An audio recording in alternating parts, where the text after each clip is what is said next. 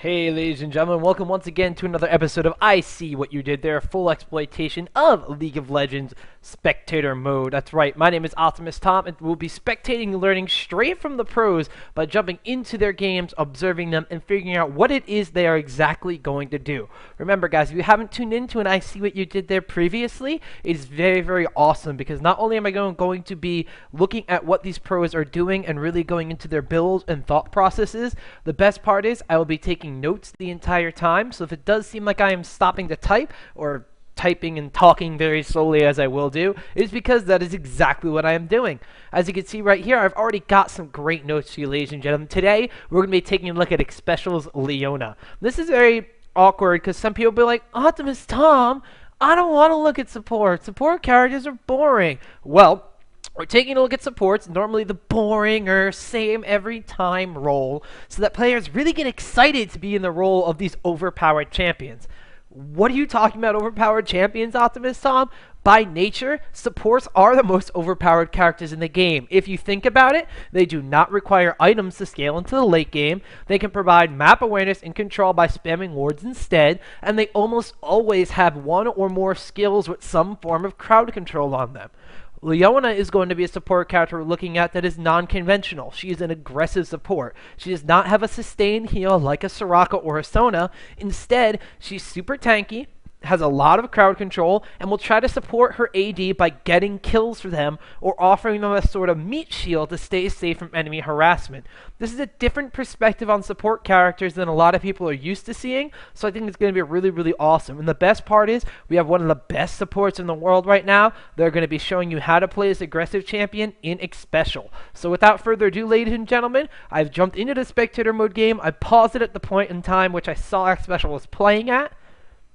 So here we are. We are in this game right now. Xpecial and his AD, Draven. This is very interesting because Draven is a character we haven't seen a lot of yet. However, he can be viewed as a very, very good champion to match with an aggressive support. He deals a lot of damage with his passive Wicked Blades. His spinning axes, of course, are going to be adding a lot of damage if he can catch them. In addition to this, he has a great steroid on his own, so he isn't necessarily going to need a Nunu or somebody. He has his stand aside to really help push people out of the way so he can actually save himself or get people in good positioning to actually take advantage of. And then a global ultimate is always going to be great for garnering kills. So we can see already Xpecial is going to be doing this kind of zone out thing. What he did do is he started with enough runes and masteries properly to go for a double green ward, a pink ward, a fairy charm, so he can go for a philosopher's stone, and then in addition to this, a health potion. So even if he is going to be getting aggressive, he is not going to be dying that easily. He will be gaining himself a little bit of sustain from that health potion, so he can be aggressive and still be able to do things. He does not want to give up brush control. One very important thing on a support character is you want to control these brushes. If you control the brushes, you will control the flow of the game. And as you see here, because they control these brushes and continually force their lane to go back and back and back, they're able to pick up a very awesome first blood kill, despite Draven getting harassed down upon a little bit. And now Leona is going to be able to sit in this bush and basically zone out the enemy from getting experience and gold. They're going to have to expend their own wards to counter this, and when doing so, Xpecial and Draven here are still going to be able to be aggressive because they have the upper hand. So let's take a quick moment to note something. Bottom lane supports are in charge of controlling, and actually look at this, he's actually using the pink ward to take out the enemy vision so he can keep control of this lane even more. So bottom lane supports are in charge of controlling the brushes. If you control the brush, you control the aggression. You will force the enemy lane back into a defensive posture. This will not only deny them experience and gold, but allow your allied AD to farm at will. In addition, Draven out.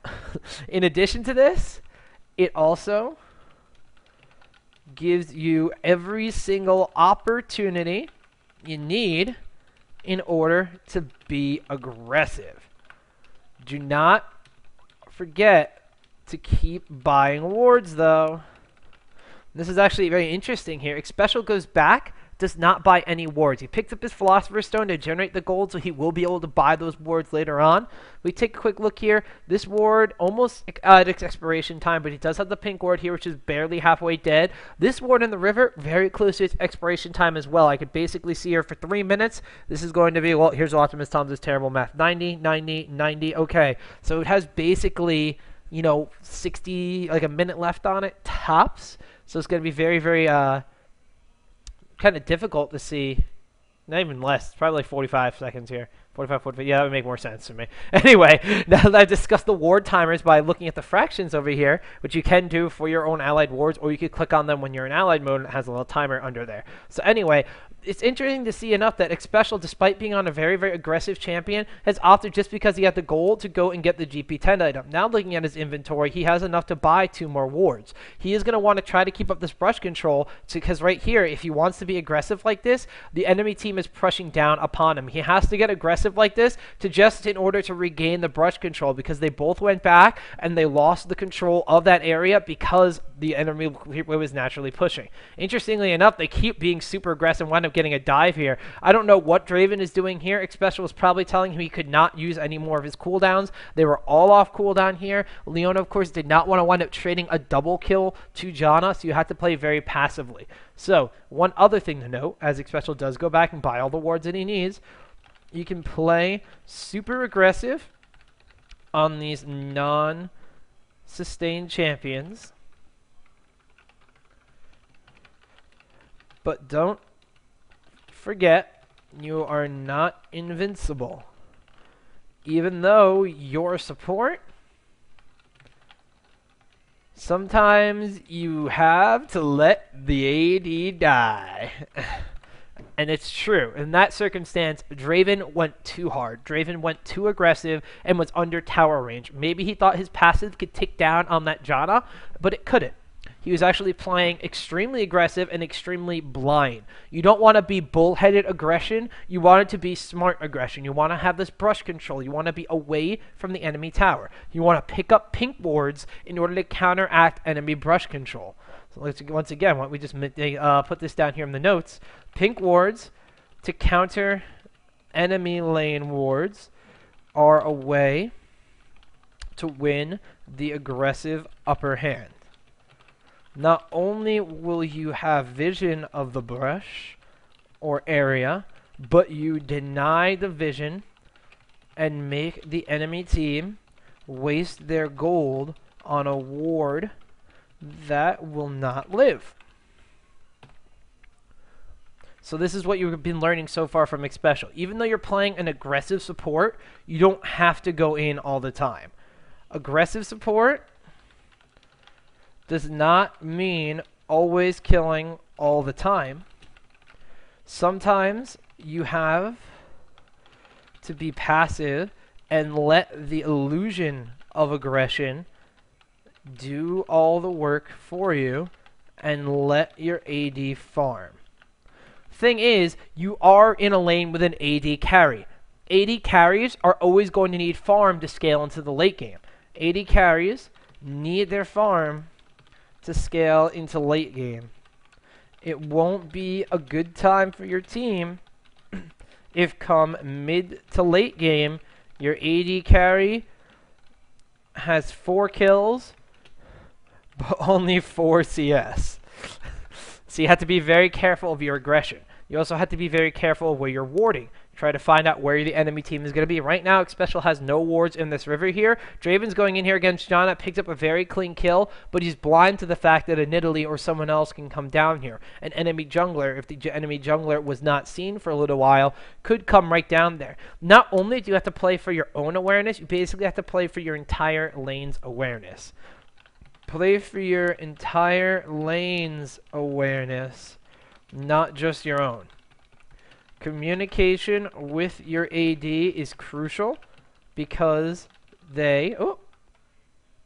You see actually a little too much aggression here from Xpecial's. AD is out of position. Are they going to be able to salvage one and pick up a kill? This is very awkward situation. Draven is not going to pick up a kill there, and that's what I was talking about a little bit earlier. You don't want to be super aggressive just because you have an aggressive lane composition. You could wind up making a mistake and feeding the enemy a way to win the lane back. Now, Corki has 2 kills on him. He actually ended what possibly, no, I don't even think it was a killing spree, but he ended a 3-kill spree from Draven. He has 55 CS to Draven's 58. The only thing that separates them, Corki has an assist, Draven has a kill. Look at the gold right now. Corki 3,000 gold, Draven 3,000, almost 300. Draven has a very, very slight advantage, but Corki is able to catch up. He's going to buy a Phage here.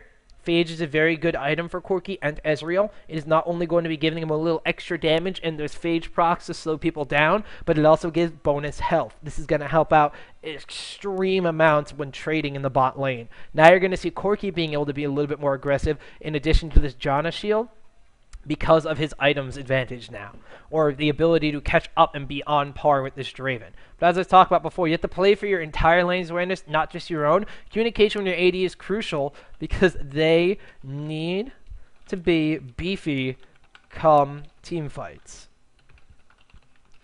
If you get aggressive early and a huge advantage, like we're seeing right now, Xpecial actually going to be getting a little bit of help from his jungler over here to pick up some kills, which is also very key. You know, your bottom lane, you have 3 potential people going down in there, so it's a 3 versus 2 situation. You need to be very careful about controlling these brushes because it's also going to lead to jungle ganks, but I'll get to that point in just a second.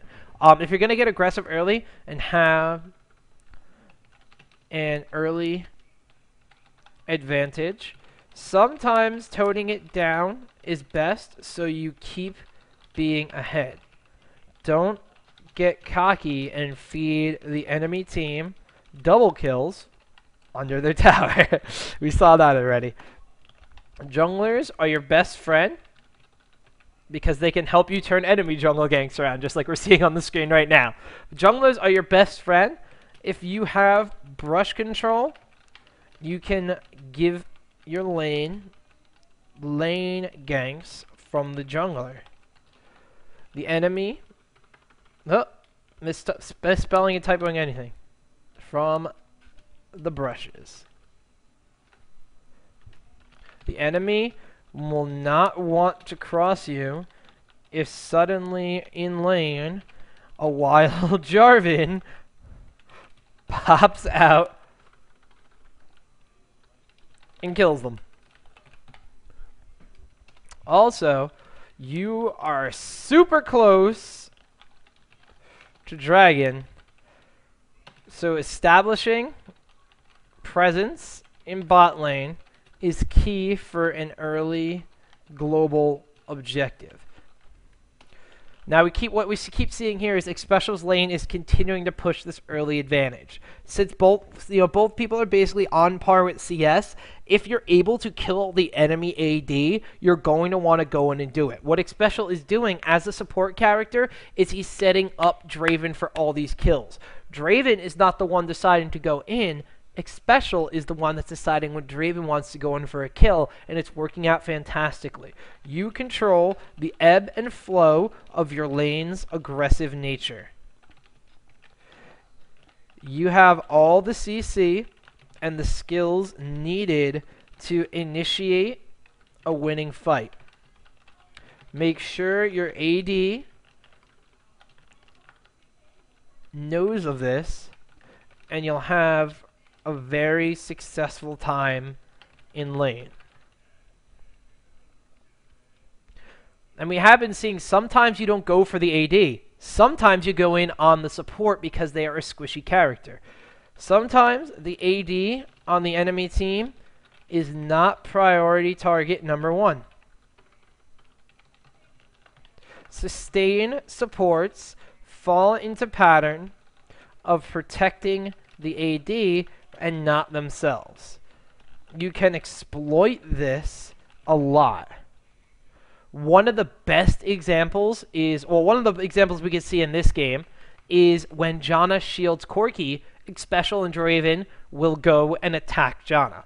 So in example, Janna shields Corki when you go in to fight and then leaves herself exposed to dying easily. Don't forget, support characters, despite how overpowered they may be in nature, are still super squishy because they don't build a lot of armor, they don't build a lot of magic resistance, and they don't build a lot of HP.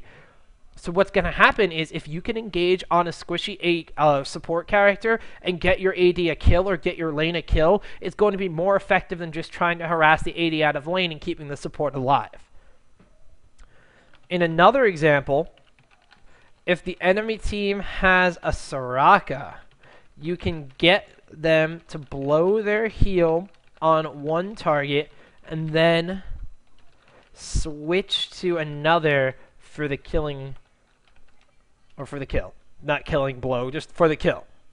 Soraka's cooldown on Astral Blessing is 20 seconds at level 1. Abuse this by level 2, and you'll instantly have an advantage. That is the one thing that people seem to forget a lot and basically do not take enough advantage of. Everyone's like, oh, it's Soraka. She's the most sustaining kind of champion in the game. Oh, no, wah, she has heals.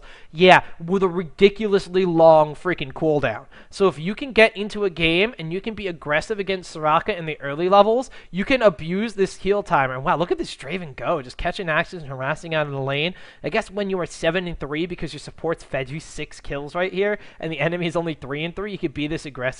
When you have this more like brush control, your jungle could be waiting for their jungle ganks right here. You know, you can go in, you can deal a lot of damage in these fights. Look, Janna's got the blower ultimate to reposition everybody. She actually, like, Sin comes in with a teleport.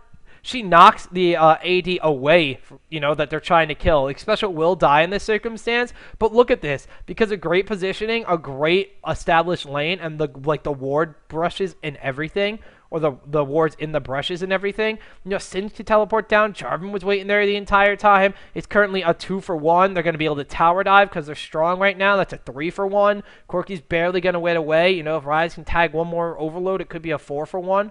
He is going to go a little bit too hard. There's the flash. There's the rune prison. There's the overload. 4-for-1. So we already saw how setting up your lane can really lead to extremely successful team engagements. Setting up your lane with wards, proper calls, and smart aggression can easily help you in ganks, team fights, and transitioning into the late game. Make sure you have the key areas warded and you'll be fine. What are the key areas? All right. Very, very important on support character.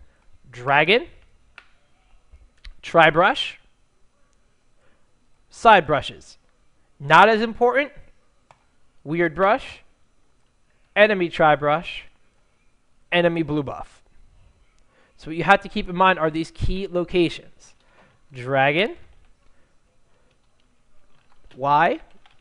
Because it will cover the river area from the jungle and catch any mid lane champions roaming around.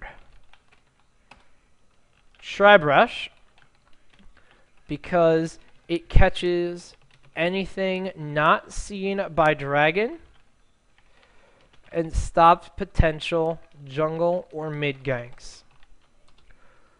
Brushes, because it sets you up for aggression in lane and lets your jungle have the advantage of lane ganking. Keep these 3 areas warded, and you'll be in the great position that Xpecial is right now, where his enemy, you know, his lane has been pushed down. They won their laning phase. Draven is leaps and bounds ahead of Corki. Corki is a BF sword and a phage. Draven has an infinity edge. We can already see how much work Leona is 0, 2, and 8 right now. She's been a part of 8 of their 14 kills. Look at the ultimate. Look at the flash. Look at the setup. You know, there are going to be, you know, push back into position here. Unfortunately, did not see Warwick in enough time, so he's actually going to pick up the killing spree bonus kill there. But just look at the setup and look at the patience and look at the aggression, the smart aggression from Xpecial.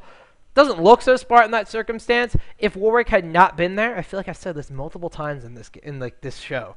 If Warwick had not been there, it would have been fantastic. Warwick apparently thwarts every single learning experience, ladies and gentlemen. So be very, very wary of Warwicks in your games. Freaking wolf, man. But yes, we did see, Xpecial being able to set something up and going for what looked to be pretty smart aggression and pretty successful aggression. Unfortunately, he wound up, there's a Warwick there, and he wound up making a really good play, but it turned out to be a bad play because it wound up being a 2 versus 3. Rest of his team's going to make up for it, though. Nubby Pooh Bear and Jarvan's going to be doing work, son. Ooh, really smart idea, just not to get the Elastic there and feed it to Rise. Pretty smart.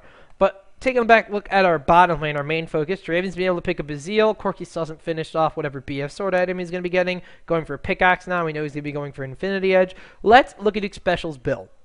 Boots 1. 3 GP10s. This Ruby Crystal here is going to be turning into a Kindle Gem and still wards in your inventory. So let's take a note of this. Wards should always be in your inventory, especially... Ooh, look at this. Setting up aggression on other lanes. Fantastic. I love it. Look at that. Being super smart. Unfortunately, Rise dies, but after he gets 2 kills. Now we got cooldowns coming off. Xenoblade's going to come down. Stun is back up. Boom, Corki's going to go down here. Nice fling by Singe over the wall. Corki already used his Valkyrie, I believe. We're going to have to see here. Boom, coming from the side. There's the AD picking up the kill. Jarvan coming in from the jungle as well. Look at all this. Set up by that one dive by Rise and Leona. Leona with a massive amount of crowd control. Barely any life. Still alive. Still going hard in the paint. Setting up more kills. Singe will actually be tanking the tower in that circumstance. Isn't necessarily a bad thing. Unfortunately, his ult was on cooldown. So that's what he really needed in order to make that one super, super successful. But anyway, looking at his build now, he's going to be going back, finishing up Kindle Gem, potentially getting a full Shirelias off of all those assists he just garnered. There was, 4 assists in one fight? We're going to have to see what he does. But ward should always be in your inventory, especially after the laning phase, so you can continuously keep tabs on the enemy team. Not running Clairvoyance anymore means wards are almost twice as valuable. Actually pick up an Aegis of the Legion for his team. That's another item you can make out of that Ruby Crystal. That's fantastic. So let's recap the build. He went Fairy Charm. Spelling Fairy wrong. Fairy Charm. 2 green wards. 1 pink ward. Health Potion. Then he got Philosopher's Stone. Heart of Gold, Boots 1, Kage's Lucky Pick, and Ruby Crystal, while constantly and continuously buying wards for his team. Aegis of the Legion is a great item if you want to be aggressive. It's adding everything your team wants, minor bonuses, but still can be team fight deciding. Let's just look at the Aegis of the Legion for a second here. 270 health for your character, 18 armor, 24 magic resistance. The aura on this, nearby ally champions gain 12 armor, 15 magic resistance, and 8 attack damage. 12 armor, 15 magic resistance can go a long way in the equations to effective HP, especially in the late game with the massive amounts of HP you're going to have. 8 attack damage doesn't seem like a lot, but that could be the difference, especially on a character like Draven, who's going to benefit from this on his spinning axis and his passive. This could make all the difference between a character running away with barely any HP and securing a kill. So a very great item if your team wants to be aggressive and has had some sort of lead or aggressive stance in the game. Unfortunately for Xpecial's team right now, they're pretty much even. They're ahead by a couple hundred gold. They're ahead by a tower. But because of the wards and the map presence that he's been garnering his team the entire time, they are still on the aggressive upper hand right now. So what this means is by buying an Aegis of the Legion, he's making sure his team is going to be coming out ahead in these team fights. Another great item that he will no doubt be getting next is going to be Shirelias. Reverie. Let's say the whole name. Shirelias Reverie, just so you guys know what it is. This will not only give you many beneficial statistics, it will let you control the ebb and flow of team fights. Much like in your lane, where you're the one calling the shots on being aggressive, this item will be the one deciding if your team engages, runs away, and lives or not. The active on Shurelya's Reverie is fantastic because it's not only going to be an item that can be used defensively to run away, but it's an item that will be getting you position and initiation advantage. By running in and activating a Shurelya's, having your whole team rush forward and be able to catch people because you have the movement speed buff and they don't, it's fantastic. Looking at the enemy team, this is one thing they have over Xpecial's team. Shurelya's Reverie means that right now, they can run away and they can choose when they want to fight. This is not what Xpecial's team wants. Xpecial's team really wants to get in there and get in their face and kill them. So what Xpecial's probably going to want to be doing in the next time he goes back, taking a quick look, he needs 850 for that Kindle Gem. In addition to this, he's going to be needing 550 for the recipe, so he needs basically 1,400 gold, which he's only 300 away from at this point in time. He also needs not to catch spears with his butt. That would be a fantastic thing to not have happen right now. But when he gets that extra 300 gold, most certainly going to see him going back and getting a Shurelya's Reverie, so not only can they keep up with the enemy's one, but if their enemy's one is down, they then control the entire team flow of things. What his enemy team is doing, though, is they're trying to get aggressive on to Xpecial's team because they have the initiation rights, or so they think.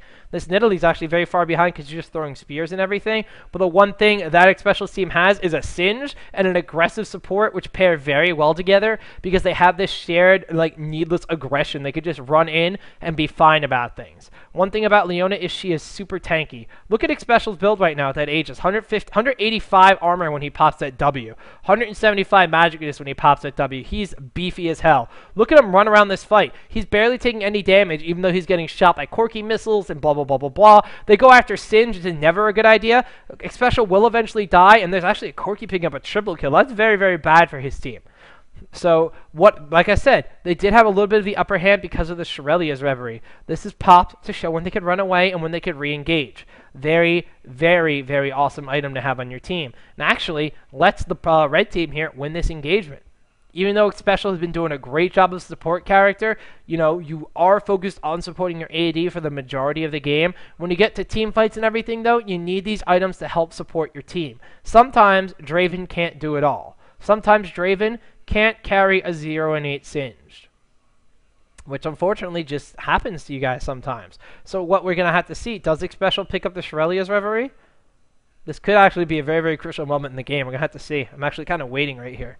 In the meantime, I'm going to mark that note. So, even though you support your AD for the majority of the match, sometimes, no.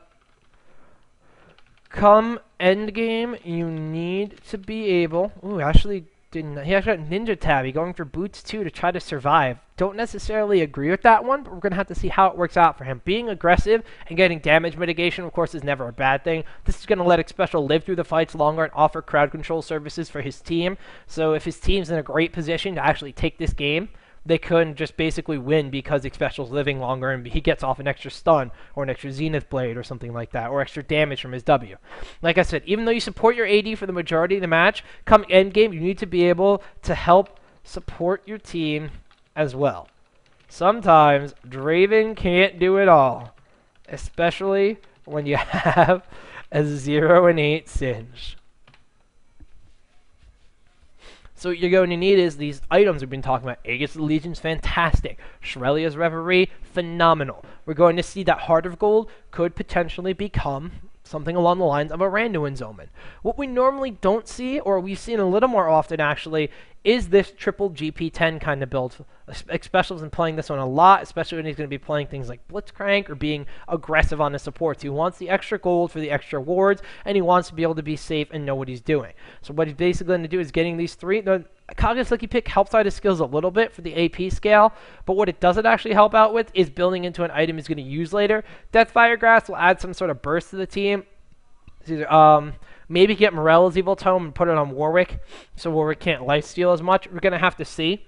I'm cheating because I know that the game had been ended in a couple of seconds. So we're going to have to see, is this the push where Xpecial's team comes back and takes it? Is Xpecial going to keep catching spears with his butt and take half damage? That's a little bit bad. Or is this just going to be the push from the red team to end the game? We already know Xpecial's doing a great job as a support character. We're going to have to see if the rest of his team is going to be able to support him in this one. Draven, popping a cleanse over here. Or actually, popping a Quicksilver Sash. I don't even know what it was. But we're going to see Xpecial get taken down almost immediately. Did he use his ultimate at all? He used his ultimate, but he wasn't able to get a lot of his crowd control off. And because of this, his team is just going to melt right there. So it looks like GG from Xpecial's team. Despite a stellar performance in the bot lane, 12 assists, 11 kills on his AD. Unfortunately, 0 and 8 on the Singe. The rest of his team just wasn't really up to par with the enemy team. 7-3 Udyr out of the jungle. Don't even know where that happened. 8-3 Warwick out of the top lane there. Don't even know where that happened in this game. You're focused on the bottom lane. So even if you do win the bottom lane and you have the stronger carry, you need to be able to have a team that can support you. Otherwise, no matter how well you've done with your support character, you're not going to win the game. So we've actually learned a lot from this game. Xpecial was playing a spectacular Leona, and I think you guys might have gotten excited a little bit about when he went in for some kills and stuff like that. So what we're going to see right here is, what did we learn from this game, ladies and gentlemen?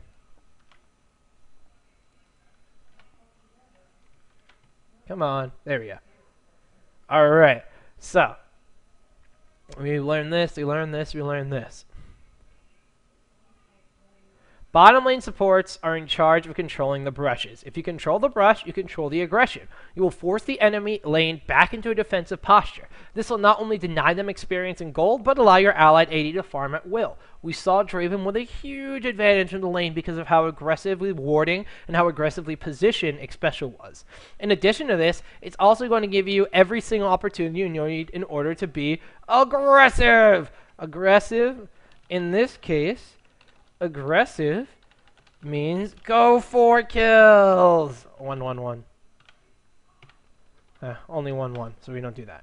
Don't forget, keep buying wards. You always need wards in this game. You can play super aggressive on these non-sustained champions, but do not forget you're not invincible. Even though you're a support, sometimes you just have to let the AD die. Pink wards to counter the enemy lane wards are a way to win the aggressive upper hand. Not only will you have vision of the brush area, but you deny the vision to the enemy team, make the enemy team waste their gold on a ward that would not live. Aggressive support does not always mean killing every single time. Sometimes you have to be a passive and let the illusion of aggression do all the work for you. Let your AD farm. AD carries need their farm to scale into the late game, but it won't be good for your team if you come into like the mid or the late stage of the game. Your AD carry has 4 kills, but only 4 CS. It's not going to be a fun time. Play for your entire lane's awareness, not just your own. Communication with your AD is crucial because they need to be beefy come team fights. If you get aggressive early and you have an early advantage, sometimes toning it down is the best way to keep you ahead. Don't get cocky and feed the enemy team double kills underneath their tower.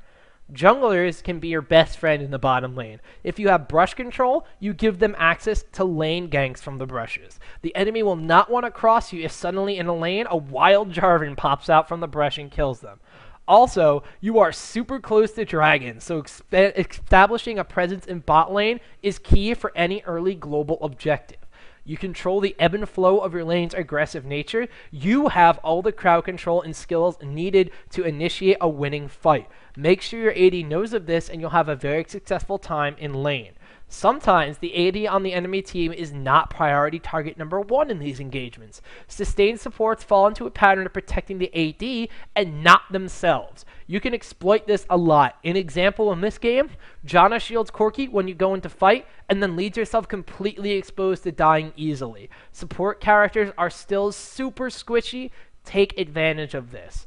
In another example, if the enemy team has a Soraka, you can get them to blow their heal on one target and then switch to another for the kill. Soraka's cooldown on Astral Blessing is 20 seconds at level 1. Abuse this by level 2 and you'll instantly have an advantage. Setting up your lane with wards, proper calls, and smart aggression can easily help you in ganks, team fights, and transitioning into the late game. Make sure you have the key areas warded and you'll be fine. What are these key areas you need warded? Dragon, because it will cover the river area from the jungle and catch any mid-game champions roaming around. Also, warding this global objective lets you know if the enemy team is grouping up for it and where they are if multiple enemies go MIA in many lanes. Ward the Tri-Brush because it catches anything not seen by Dragon and stops potential jungle or mid ganks. Brushes because it sets you up for aggression in lane and lets your jungle have the advantage of lane ganking. Wards should always be in your inventory, especially after the laning phase, so you can continuously keep tabs on the enemy team. Not running Clairvoyance anymore means wards are almost twice as valuable. Actually, since let's recap the build, we're going to put this down here. Exhaust is key for aggressive supports. Make sure you use your exhaust in a fight properly. Do not pull an Optimus Tom and exhaust when your AD is super low HP. Exhausted targets actually will still deal damage. Use it effectively when chasing, or use it when the ADs start trading blows, and you'll be fine. Make sure you take flash, because who the hell doesn't run flash nowadays? It lets you be aggressive over walls, flash after potential kills, and just all around survive or surprise. That's not how you spell surprise. Surprise in the game. We're looking at the build that Xpecial did this game. Fairy Charm, 2 green wards, a pink ward, health potion. Then he got Philosopher's Stone, Heart of Gold, Boots 1, and Kage's lucky pick, while getting a Ruby Crystal continuously and constantly buying wards for his team. He built an Aegis to the Legion. It's a great item if you want to be aggressive. It's adding everything your team wants, minor bonuses, but could still be teamfight deciding. Armor, magic resistance, and AD, never a bad thing to have. Another great item that he will no doubt be getting next, or should have gotten next, was the Shirelia's Reverie. This will not only give you many beneficial statistics, but it will let you control the ebb flow in team fights. Much like you were in lane, where you're the one calling the shots on being aggressive, this item will let you be the one deciding if your team engages, runs away, lives, or not. Even though you support your AD for the majority of the match, come the end of the game, you'll need to be able to help support your team as well. Sometimes Draven can't do it at all, especially when you have a 0 and 8 singed. So ladies and gentlemen, hopefully you've learned a lot about supporting characters. Hopefully you've learned about aggressive supports. Leona is actually my favorite champion in the game, so she's a really awesome character to go pick up. Even though Xpecial played a really great game and lost, you can't really feel that bad if you win the bottom lane. You can always be like, I won the bottom lane, it's fine. Got my carry like 11 kills in this game. We're doing good, don't worry about it. So what? We lose 13 ELO. Queue back up, we get it back. Next game, we're winning 15 because we're winning our bottom lane even harder. Ladies and gentlemen, hopefully you have enjoyed another episode of I See What You Did There, our little exploration and exploitation of spectator mode in League of Legends. Once again, my name is Optimus Tom. Hopefully you guys will be able to tune in to more I See What You Did There on the ggChronicle YouTube channel on either ggChronicle.com or youtube.com/ggChronicle. Don't forget to follow us on Twitter at ggChronicle or follow myself at Optimus Tom. Guys, I've had 5 episodes of this series so far, and they cover a wide variety of roles. So if supports aren't your kind of thing, make sure you tune in for the jungle, the AD, the top lane, the AP middle, whatever really floats your boat. I've got guides to just about everything coming out all the time because the pros never sleep and never will I. So hopefully you guys have enjoyed this episode. We'll see you next time on I See What You Did There.